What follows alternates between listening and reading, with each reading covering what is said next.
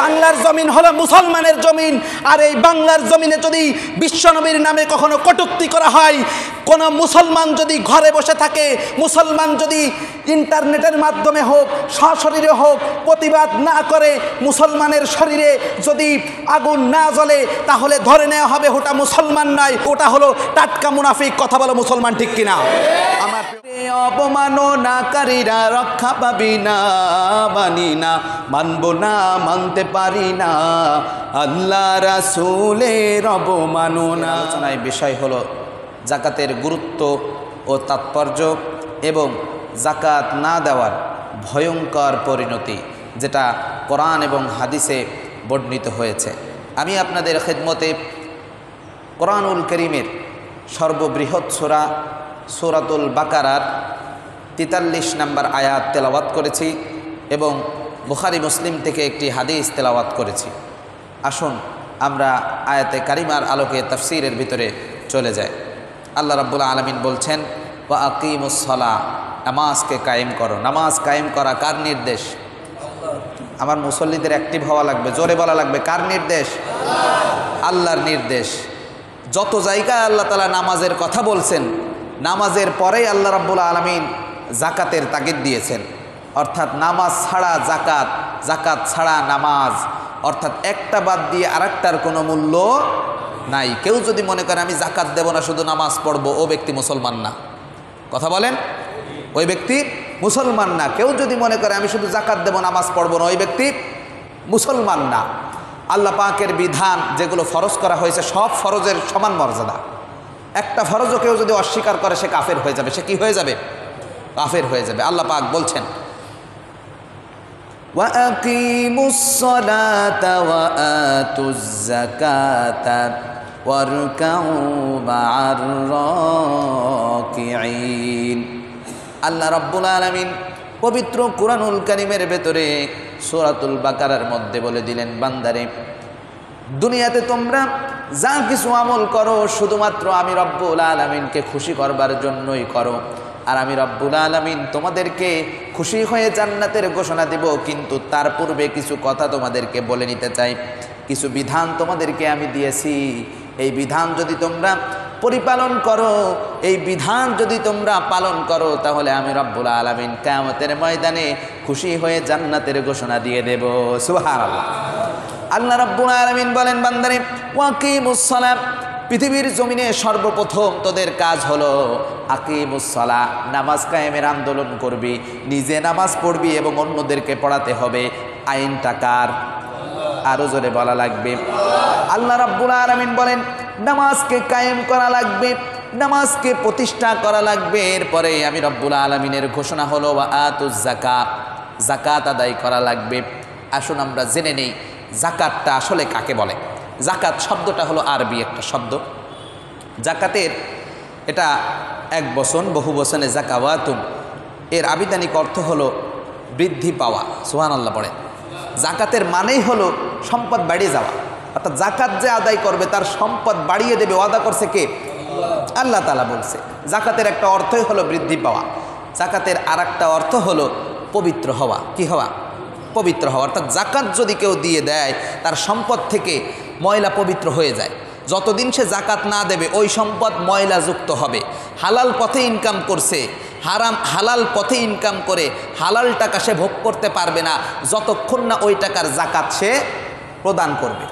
আপনি কষ্ট করা, ঘামে উপার্জিত, রক্ত পানি করা টাকা আপনি উপার্জন করছেন, কিন্তু ওই উপার্জনের টাকায় যদি গরিব দুঃখীদের হক চলে আসে, অর্থাৎ জাকাতের নিসাব চলে আসে, আর ওই জাকাত যদি আদায় না করেন, তাহলে আপনার ওই কষ্টে উপার্জিত হালাল টাকাও হারাম হয়ে যাবে। পড়েন নাউজুবিল্লাহ। হালাল টাকাও কি হয়ে যাবে? হারাম হয়ে যাবে। এজন্য জাকাতের আরেকটা অর্থ হলো হালাল করে দেওয়া কিংবা পবিত্র করে দেওয়া। সম্পদকে সেটা পবিত্র করে দেয়। সুবহানাল্লাহ। এই জাকাত থেকে তাজকিয়া শব্দটা আসছে, অর্থাৎ তাজকিয়াতুন নফস বলে অনেকে, যে নফসের পবিত্র করা, নফসকে কি করা? পবিত্র করা।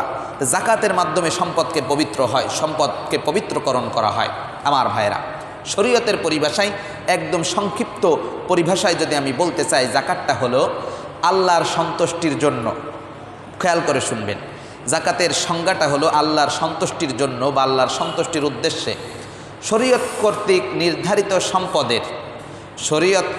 নির্ধারিত সম্পদের নির্ধারিত একটা অংশ নির্ধারিত কিছু ব্যক্তিদেরকে প্রদান করার নামই হলো জাকাত। পড়েন সুবহানাল্লাহ।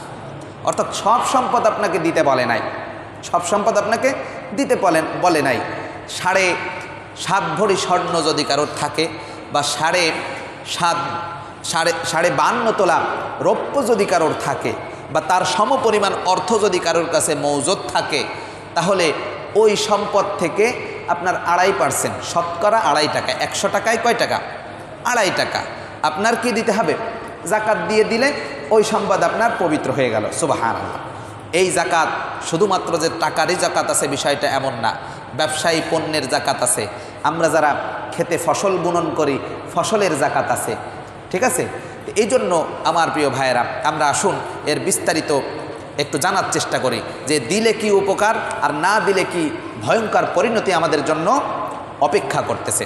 আল্লাহ রাব্বুল আলামিন বলছেন, বান্দারে নামাজ পড়বা, নামাজ আদায় করবা, নামাজের পরেই তোমাদের জন্য আমি বিধান করে দিলাম তোমরা জাকাত আদায় করবা। ওয়ারকাউ মা'আর রাকিঈন, আর রুকুকারীদের সাথে রুকু করো, অর্থাৎ তোমরা জামাতের সাথে কি করো? সালাত আদায় করো। আর যে হাদিসটি আমি তেলাওয়াত করেছি, হাদিসের ভিতরে ইসলামের পঞ্চস্তম্ভের একটি জাকাতকে উদ্দেশ্য করা হয়েছে। ইসলামের 5টা মৌলিক খুঁটি আছে। কয়টা? 5টা মৌলিক খুঁটি। সেই 5টা মৌলিক খুঁটির ভিতরে একটি হলো কি বলেন তো? জাকাত।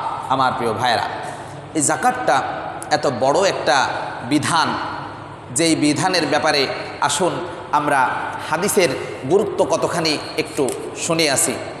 হাদিসটি হযরত আবু হুরায়রা রাদিয়াল্লাহু তাআলা আনহু বর্ণিত।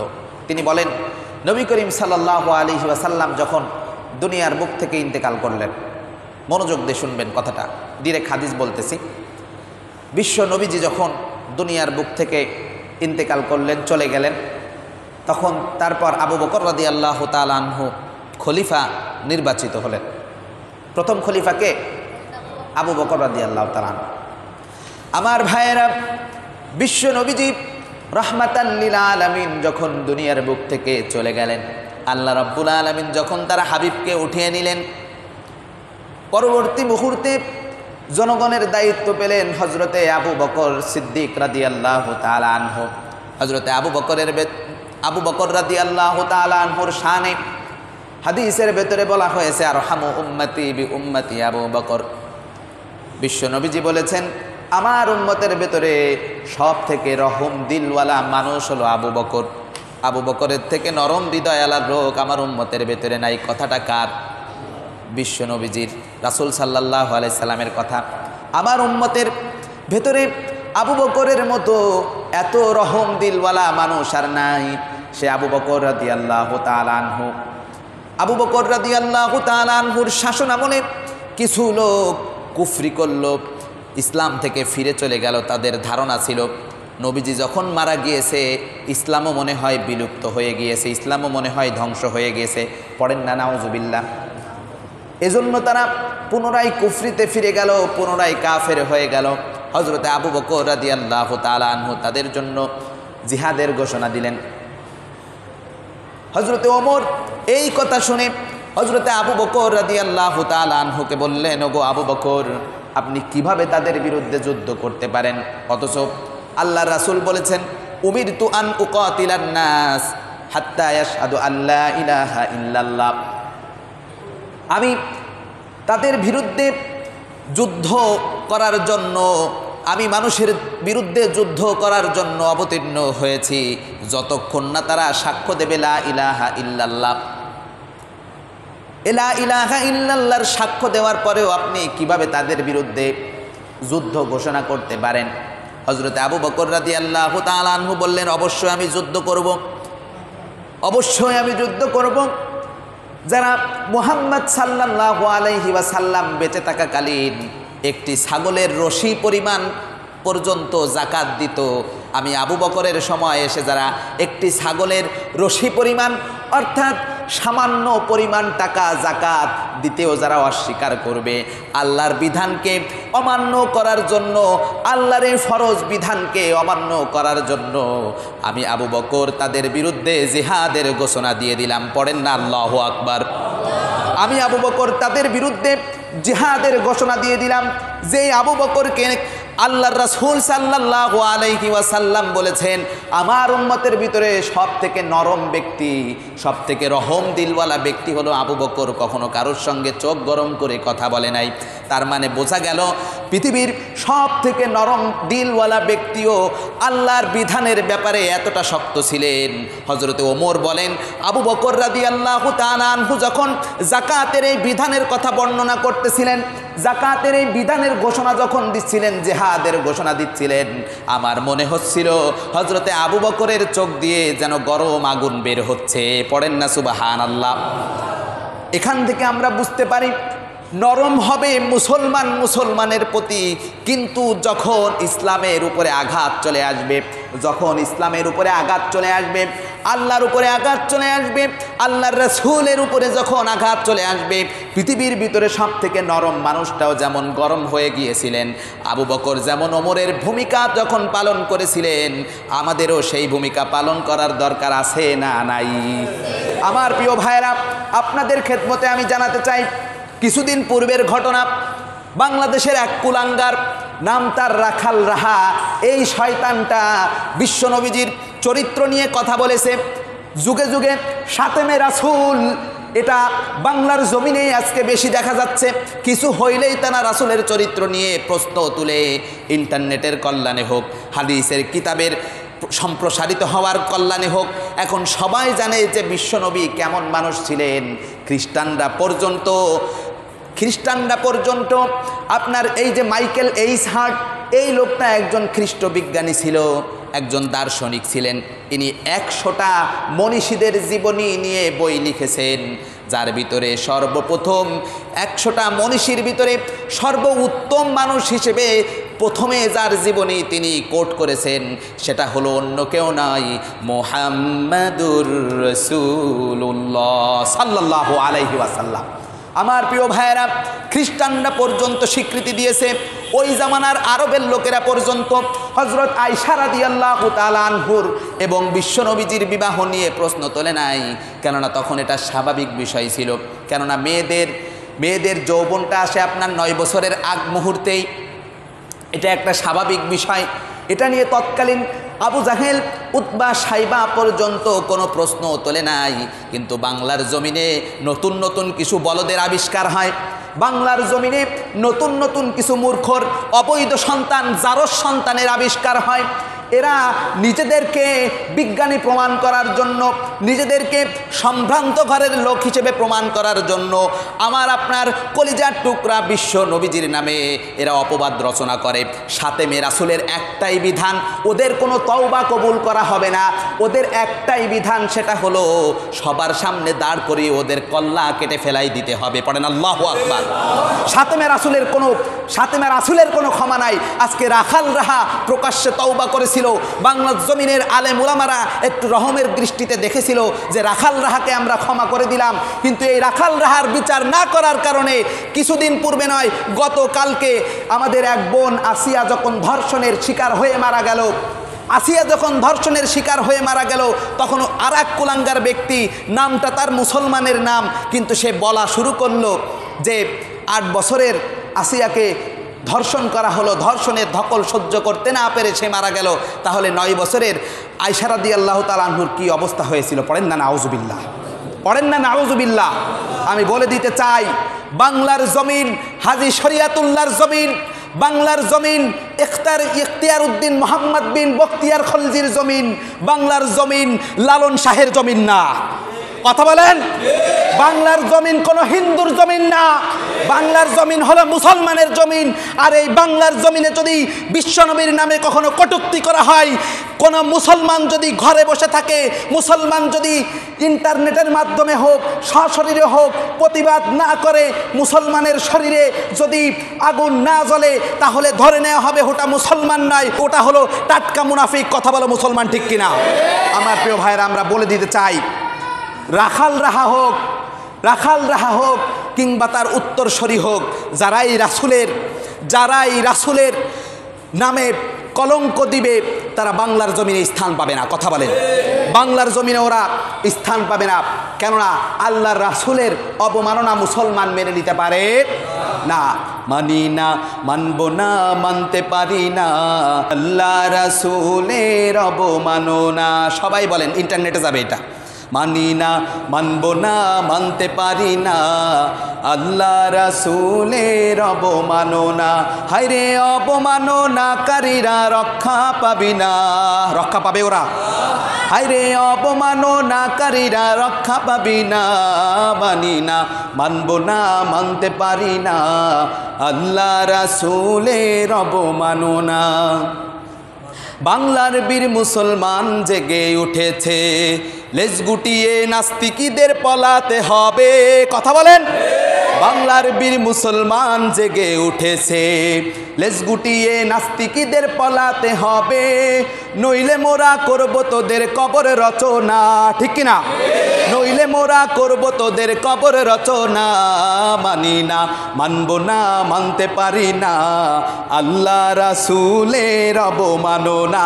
সবাই মানি না, মানব না, মানতে পারি না আল্লাহ রাসূলের অবমাননা। হায়রে অবমাননাকারীরা রক্ষা পাবি না, অবমাননাকারীরা রক্ষা পাবি না। মানি না, মানব না, মানতে পারি না আল্লাহ রাসূলের অবমাননা। কোন মুসলমান আল্লাহ রাসূলের অবমাননা মানতে পারে? মুসলমান কোন মুসলমান মানতে পারে না। আমার প্রিয় ভাইরা, এজন্য বলতে চাই আপনারা সতর্ক থাকবেন। কোন স্থানে যদি বিশ্বনবীর চরিত্র নিয়ে একটা কথা হয়, ঠাস করে ওর গালে থাপ্পড় মেরে দিবেন। কোনো আইন দেখা দেখি না এখানে। বাংলাদেশের আইন যদি বিচার না করতে পারে, ওই আইনের তোয়াক্কা আমরা করি না। কোনো লোক যদি ইসলামের উপরে আঘাত হানে, কোনো মুসলমান ওখানে যদি পীরের ভূমিকা পালন করে, ওই পীর বাংলার জমিনে দরকার নাই। কথা বলেন, ওই পীরের ভূমিকা বাংলার জমিনে দরকার নাই। আল্লাহর রাসূলের চরিত্র নিয়ে কলঙ্ক রচিত হবে, আর তুমি কেমন মুসলমান যে তুমি চুপচাপ বসে থাকবা? আমার প্রিয় ভাইরা, যে কথাটি বলতেছিলাম, সবথেকে রহম দিলওয়ালা আবু বকর রাদিয়াল্লাহু তাআলা আনহু, আল্লাহর আইনের বিরুদ্ধে যখন কেউ কথা বলা শুরু করলো, তিনি ওমরের ভূমিকায় চলে গেলেন। ওমর আর আবু বকর এক ছিলেন না। ওমর ছিলেন সব থেকে আপনার কঠোর হৃদয়ের অধিকারী।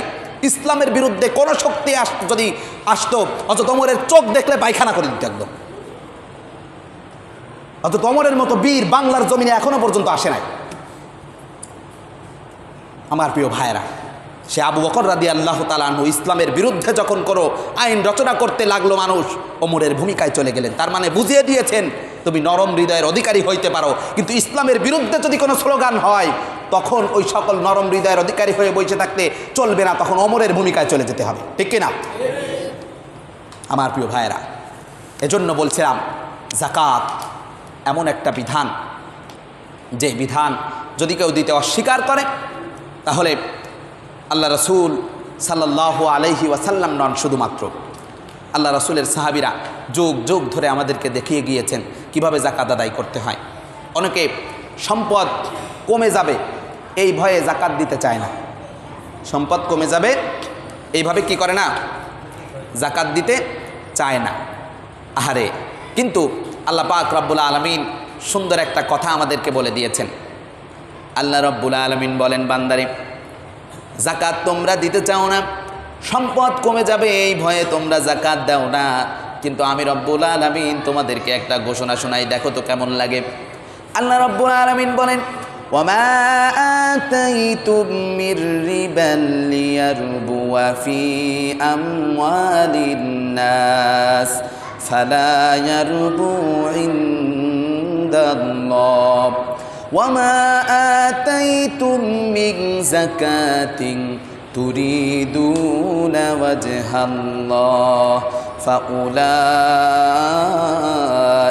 হুমুল মুদঈফুন। সূরা রুম আয়াত নাম্বার ৩৯।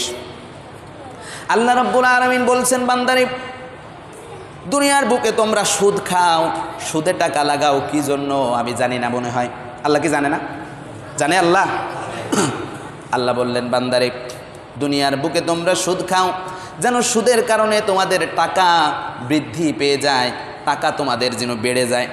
কিন্তু আমি বললাম, না না, এই সুদের কারণে টাকা তোমাদের বাড়ে না। ফালায়ার বইন্দাল্লাহ, আল্লাহর ঘোষণা হলো এই সুদের কারণে কখনোই টাকা বাড়ে না। ওয়ামা আতাইতুম মিন যাকাত তুরিদুনা ওয়াজহাল্লাহ, বরং যে সকল ব্যক্তিরা আল্লাহ রাব্বুল আলামিনের খুশির জন্য যাকাত প্রদান করে, আল্লাহ বলেন আমি ওদের সম্পদকে ফাউলাইকা হুমুল মুদঈফুন, বহু গুণে ওদের সম্পদকে বাড়িয়ে দেব। সুবহানাল্লাহ, আরো জোরে বলা লাগবে। আল্লাহ বলেন, বান্দারে বহু গুণে তোদের সম্পদ আমি বাড়িয়ে দেব, সুতরাং তোমাদের ভয় কি? আমি বলে থাকি এই যাকাতের উদাহরণটা হলো এমন, কোনো বাবা বাজার থেকে 1 কেজি আপেল কিনে আনলো, বাজার থেকে 1 কেজি আপেল কিনে এনে তার সন্তানদের কাছে বিলিয়ে দিল। বাবা যখন বাজার থেকে কোনো আপেল কিনে আনে, আঙ্গুর কিনে আনে, কার কাছে দেয়? ছেলে মেয়েদের কাছেই তো দেয়। ছেলে মেয়েদের কাছে দিয়ে দিল। আবার মাঝে মাঝে বাবা পরীক্ষা করার জন্য দেখে, আব্বু একটু দেও তো, আমি একটু খাই। আসলে কি বাবা ওটা খাবে? খাবে? ওটা খাবে না, কিন্তু দেখতে চায় যে আমার ছেলে আমাকে দেয় কিনা, এটা দেখতে চায়। ওই ফল কিনে আনছে কে? বাবা কিনে আনছে। ওই ফল তো এমনিও বাপের, কিন্তু সন্তানদের দিয়ে দিছে ভক্ষণ করার জন্য। কিন্তু মাঝে মাঝে দেখে যে আমার সন্তান এই ফলটা দেয় কিনা, আমার সন্তান কি করে, এই ফলটা দেয় কিনা। কোনো কোনো ছেলে আছে বাপের গালে একটা আপেলের কোয়া, একটা কমলা লেবুর কোয়া উঠিয়ে দেয়। কেউ কেউ আছে না না আমার তা আমি দেবো না, আছে না? আছে। যাকাতের উদাহরণটা ঠিক এরকম, ঠিক এরকম। আল্লাহ রাব্বুল আলামিন পৃথিবীতে বসবাস করার জন্য আমাদেরকে সম্পদ দিয়েছেন, আবার মাঝে মাঝে পরীক্ষা করার জন্য ওই সম্পদ আমাদের কাছ থেকে একটু চান, বান্দারে আমার দেওয়া সম্পদ আমার রাস্তায় একটু দেও তো। কোনো কোনো বান্দা আছে আল্লাহর প্রতি এত ভালোবাসা, নিজের সব সম্পদকে ইসলামের জন্য খরচ করে দেয়। এমন নজির আছে না নাই? ইসলামের জন্য খরচ করে দেয়, আল্লাহর সম্পদ আল্লাহর রাস্তায় সে দিয়ে দেয়। আবার কিছু কিছু বান্দা আছে, না না এটা আমার জিনিস আমি দেব না। ওই ছোট্ট বাচ্চা যেমন বাবার দেওয়া আপেল নিজের মনে করে নিজের কাছে রেখে দেয়, বাবাকে এক টুকরো দিতে চায় না। বাংলার জমিনে নয়, পুরো পৃথিবীর জমিনে কারণের উত্তরসূরি যারা আছে ওরা ঠিক এইভাবে সম্পদকে নিজের মনে করে। আল্লাহর দেওয়া সম্পদ যখন যাকাতের বিধান চলে আসে, ফিতরার বিধান চলে আসে, জিহাদ ফি সাবিলিল্লাহ, ইনফাক ফি সাবিলিল্লাহর বিধান যখন চলে আসে, সে বলে না না আমার সম্পদ আমি দেব না, আমার সম্পদ আমি রেখে একা একা বড়লোক হব। এরকম বলে না? কি বলে না? বলে। আমার প্রিয় ভাইরা, সহজভাবে বুঝিয়ে দিলাম, কিন্তু সম্পদ কার? আল্লাহর। আল্লাহর কি সম্পদের প্রয়োজন আছে ভাই? আল্লাহর সম্পদের প্রয়োজন আছে? আল্লাহর সম্পদের প্রয়োজন নাই, কিন্তু এটা দেখতে চাই যে আপনি আল্লাহকে কতটা ভালোবাসেন। আপনারে ভালোবেসে বিল্ডিংয়ের মালিক বানাই দিল, কিন্তু এখন আল্লাহ তাআলা দেখতে চাচ্ছে যে আপনি আল্লাহকে কতটা ভালোবাসেন, আপনি আল্লাহকে কতটা ভালোবাসেন। কিন্তু আমার কিছু বোকা ভাই বোনেরা যাকাত দিতে অস্বীকার করে, ভাবে কি এই যাকাতের টাকা নিয়ে আমি বড় লোক হয়ে যাব। তাদেরকে কোরআনুল কারীম থেকে একটা ঘটনা শোনাই। ঘটনাটি আসছে সূরা কলামের 17 থেকে 33 নম্বর আয়াতে। আল্লাহ রাব্বুল আলামিন বলেন, তোমাদেরকে যাকাত যারা না দাও তোমাদেরকে একটা ঘটনা শোনাই। এই ঘটনা শোনাবেন কে? আরো জোরে বলেন। ঘটনা শোনাবেন আল্লাহ। আমি জাস্ট একটু পড়ে পড়ে শোনাই দিই। আল্লাহ রাব্বুল আলামিন বলছেন, ইন্না বালাউনাহুম কামা বালাউনা আসহাবাল জান্নাতি ইয আকসামু লা ইয়াসরিমুন্নাহা মুসবিহিন। পড়েন না আল্লাহু আকবার। আল্লাহ রাব্বুল আলামিন বলেন, বান্দারে নিশ্চয় আমি এদেরকে পরীক্ষা করেছি, এক জাতিকে আমি পরীক্ষা করেছিলাম, যেমনিভাবে পরীক্ষা করেছিলাম বাগানের মালিকদেরকে। কাদেরকে? বাগানের মালিকদেরকে। বাগানের মালিকদেরকে আমি পরীক্ষা করেছিলাম যখন তারা কসম করেছিল, অবশ্যই তারা কসম করেছিল যে অবশ্যই তারা সকালে বাগানের ফলগুলো সব কিছু একা একা নিয়ে আসবে। এই ঘটনাটা হলো এমন, বাগানের যেই মালিকের কথা বলা হচ্ছে, যেই বাগানের কথা কোরআনে উল্লেখিত হচ্ছে, এই বাগানের মালিক ছিলেন ইয়ামেনের একটি গ্রাম, জারওয়ানের অধিবাসী। কোন জায়গার গ্রাম? ইয়ামেন। ইয়েমেনের একটি গ্রাম জারওয়ানের অধিবাসী। ইনি ছিলেন আহলে কিতাব, অর্থাৎ ইহুদি অথবা খ্রিস্টান, পূর্ববর্তী কিতাবের অনুসারী, মুসা আলাইহিস সালামের তাওরাতের বা ইনজিলের অনুসারী। যাই হোক, তো ইনার একটা স্বভাব ছিল, একটা সুন্দর চরিত্র ছিল। সেটা হলো ইনার বড় একটা বাগান ছিল। এই বাগানে যা ফসল হইতো, যা ফল ফলাদি হইতো, ওটাকে তিনি 3 ভাগ করতেন। কি করতেন? কথা বলেন। 3 ভাগ করতেন। 3 ভাগ করে তিনি 1 ভাগ নিজের জন্য সারা বছরের জন্য রেখে দিতেন, আর 1 ভাগ পরবর্তী বছর ফসল ফলাবেন এজন্য রেখে দিতেন, আর 1 ভাগ তিনি করতেন আল্লাহর রাস্তায় দান করে দিতেন, গরিব মিসকিনদেরকে দান করে দিতেন। সুবহানাল্লাহ পড়ে। এটা তার একটা ভালো অভ্যাস ছিল। এই লোক যখন মারা গেল, তখন এই লোকের ছেলেরা, এই লোকের উত্তরাধিকারীরা চিন্তা করলো, আমার বাপে ছিল একটা বলদ। পড়েন নাউজুবিল্লাহ। কেন বলদ ছিল? কারণ নিজের জমিরটা 1 ভাগ ধৈর্য দিয়ে দিতে হবে গরিব মিসকিনকে, কোনো লাভ আছে? এটা তারা মনে করত। কিন্তু বলদ আসলে কারা বলেন তো? ওই ছেলেগুলোই বলদ। কেন বলদ? একটু পরে আসতেছে। দেখেন, তারা চিন্তা করলো যে আমরা এবার ফসল ফলাবো, ফসল ফলানোর পরে শুবে সাদিক হওয়ার পূর্বে 3 ভাই মিলে ধান কেটে নিয়ে চলে আসবো। ভাই ফসলগুলো কেটে নিয়ে আসবো, কেউ দেখবেও না যে কখন কাটা হয়েছে। কসম করে বলবো কালকেই যাব, কালকেই যাব। কিন্তু তারা ইনশাআল্লাহ এই কথাটা বলে নাই। ইনশাআল্লাহ এই কথাটা বলে নাই। ইনশাআল্লাহ বললে হয়তো আল্লাহ তাআলা রহম করতো। কিন্তু যাই হোক, এটা কোরআনের একটা প্রেক্ষাপট। তারা এই কথাটি বলছিল না।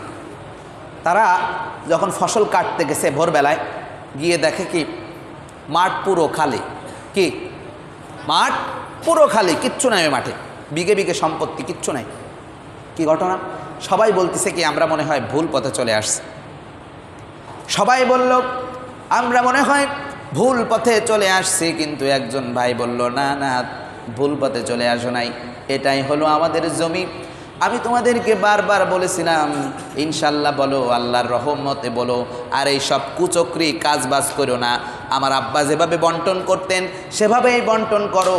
গরিবের হক মেরে দেওয়ার কারণে আজকে তোমরা ক্ষতিগ্রস্ত হয়ে গিয়েছো। আল্লাহ রব্বুল আলামিনের গজব এসে বিঘে বিঘে সম্পত্তি সব কিছু নষ্ট করে দিয়েছে। আল্লাহু আকবার। কি লাভ হইল? এরা তো নিজেদেরকে চালাক মনে করছিল। আমার বাপে সম্পত্তি দিয়ে দিত, আমি খুব চালাক, আমি কি করব? আমি কি করব? এই সম্পত্তি ভোগ করব। আহারে, সম্পত্তি ভোগ করতে পারে নাই। শুধু এতটুকুই না, যাকাত যারা দুনিয়ার বুকে না দিবে, যাকাত যারা দুনিয়ার বুকে না দিবে, আল্লাহ রব্বুল আলামিন ঘোষণা দিয়েছেন এবং আল্লাহ রাসূল সাল্লাল্লাহু আলাইহি ওয়াসাল্লামও ঘোষণা দিয়েছেন। তাহলে শোনেন, আল্লাহ রাব্বুল আলামিন যেই ঘোষণাটা দিয়েছেন সেটা হলো, আল্লাহ বলছেন ইয়াউমা ইউহমা আলাইহা ফি নারি জাহান্নামা ফাতুকওয়া বিহা জিবাহুহুম ওয়া জুনুবুহুম ওয়া যুহুরুহুম হাযা মা কানাজতুম লিআনফুসিকুম ফাযুকু মা কুনতুম তাকনিজুন। আল্লাহ বললেন, দুনিয়ার বুকে যারা যাকাত না দেবে, যাকাত না দিয়ে সম্পদ নিজেরাই ভক্ষণ করতে থাকবে, ওদের জন্য ঘোষণা দিয়ে দিলাম কিয়ামতের ময়দানে আমি ওই যাকাতের সম্পদকে গরম করব জাহান্নামের আগুনে। কথাটা কে বলছেন? আল্লাহ বলছেন যে গরম করব জাহান্নামের আগুনে। ইয়াউমা ইউহমা আলাইহা ফি নারি জাহান্নামা, জাহান্নামের আগুন দিয়ে ওর সম্পদগুলোকে এক জায়গা করে আমি গরম করব। গরম করে ফাতুকওয়া বিহা জিবাহুহুম, ওগুলোকে এক জায়গা করে ওর কপালের ভিতরে ছ্যাঁক দেব। কি করবে? কপালের ভিতরে ছ্যাঁকা দেবে। জিবাহুহুম, তার পাশে শরীরের আশেপাশে আমি ছ্যাঁক দেব, ছ্যাঁকা দেব। ওয়া জুনুবুহুম, পিঠের ভিতরে ছ্যাঁকা দেব। ওয়া যুহুরুহুম, কপালের ভিতরে ছ্যাঁকা দেব, পিঠের ভিতরে ছ্যাঁকা দেব। হাজা মা কানাজতুম, আর বলা হবে এই নাও মা কানাজতুম, এটাই হলো তোমার জমাকৃত সম্পদ। লি আনফুসিকুম, যা কিছু তুমি নিজের জন্য জমা করেছিলে। ফাযুকু মা কুনতুম তাকনিজুন, আর এই সম্পদের স্বাদ এবার তুমি গ্রহণ করো। সম্পদের স্বাদগুলো এবার তুমি গ্রহণ করো। সম্পদকে মানুষ জমা করে কিসের জন্য বলেন তো? স্বাদ গ্রহণ করার জন্য না, যে সম্পদ দিয়ে গাড়ি কিনবো, বাড়ি কিনবো। হাদিস শরীফে আসছে ওই সম্পদকে বিষধর সাপে পরিণত করে দেওয়া হবে, আর ওই সাপ তার গলায় পেঁচিয়ে দেওয়া হবে, আর এসে এক একবার সবল মারবে আর বলবে নে আয়, এই যে আমি তোর সেই সম্পদ যেই সম্পদ জাকাত দিস নাই, আমি তোর সেই সোনা যেই সোনার জাকাত দিস নাই, সেই রূপা যে রূপার জাকাত দিস নাই, আয় এবার স্বাদ গ্রহণ কর, কেমন লাগে দেখ, কেমন লাগে এগুলো দেখ। এজন্য আমার প্রিয় ভাইয়েরা, আমরা এগুলো মানুষকে এই যে জাকাতের লুঙ্গি ছিঁড়া, এই কি বলে ছিঁড়া লুঙ্গি, এরপরে ছিঁড়া গামছা, এগুলো দিয়ে বন্ধ করতে হবে। জাকাত হলো মানুষকে অর্থের মালিক বানায় দেওয়া। ওই লুঙ্গি গামছার জন্য জাকাত আসে নাই। ওই জাকাতের কর্নার আলাদা আছে বাজারে, কুষ্টিয়া বাজারেও আছে জাকাতের আলাদা কর্নার, মানে একদম থার্ড ক্লাস যে লুঙ্গি, থার্ড ক্লাস যে ওড়নাগুলো, শাড়িগুলো, সেগুলো জাকাত হিসেবে ব্যবহৃত হয়। এইভাবে জাকাত দিতে আপনাকে কে শিখাইছে? আপনার যদি 20,000 টাকা জাকাত হয়, আপনি একজনরে জাকাত দেবেন। কয়জনরে? একজনরে জাকাত দিয়ে তার একটা কর্মসংস্থান বানাই দেবেন, একটা ভ্যান কিনে দিবেন, নয় একটা ঠেলা গাড়ি কিনে দেবেন, যা হোক একটা কিনে দেবেন, যেন পরে বেড়াত তারা জাকাত না দেওয়া লাগে। জাকাতের মূল কনসেপ্ট হলো এইটা। ওই সারা বছর লুঙ্গি গিতিয়ে থাকে, আর ওই জাকাতের মাল নীতি এসে মানুষ, মানে মানুষের পাড়া খায় মরে যায়। এরকম দৃষ্টান্ত বাংলার জমিনে আছে না নাই? আমার ভাইয়েরা, এগুলো করবেন না আপনারা। আর এটাও মনে করবেন না যে জাকাত যারা নীতি আসছে তারা মনে ছোট লোক না। আপনার সম্পদে ওই অধিকার আল্লাহ তাআলা দিছে, ওরে যদি ওই অধিকার বাড়ি যায় না দিয়ে আসেন, আপনার সম্পদ পরিণত হবে না। জাকাত দেওয়ার জন্য সিরিয়াল ধরবে কা, আপনি খুঁজে খুঁজে বাড়ি যেয়ে দিয়ে আসবেন। পহলানের বিটা পহলান, একদম জাকাতের নিয়ে বসবে, সবাই মানে নিতে নিতে এসে মানে মানুষের পাড়া খেয়ে মরবে। এই বিষয়গুলো আপনারা করবেন না। যার যার জাকাত হয় হিসাব করে এগুলো আপনারা কি করবেন? দিয়ে দিবেন। আল্লাহ পাকের বিধানকে পালন করবার জন্য আল্লাহ পাক রব্বুল আলামিন এই বিধানকে কার্যকারী করার তৌফিক দান করেন। সকলে পড়েন আমিন।